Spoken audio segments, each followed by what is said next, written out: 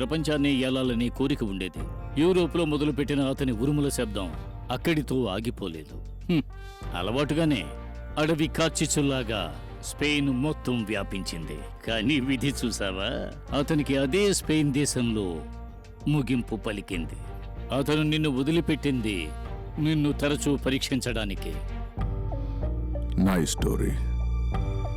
Napoleon బోనపార్ట్.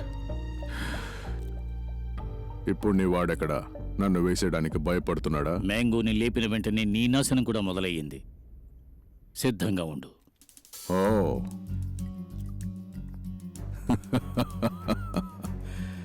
Shri, మనమందరం స్పెయిన్కి వెళ్తున్నాం. దానికి కావాల్సిన ఏర్పాట్లు త్వరగా చేసుకోండి. సార్కి వైన్ ఇచ్చొస్తాను.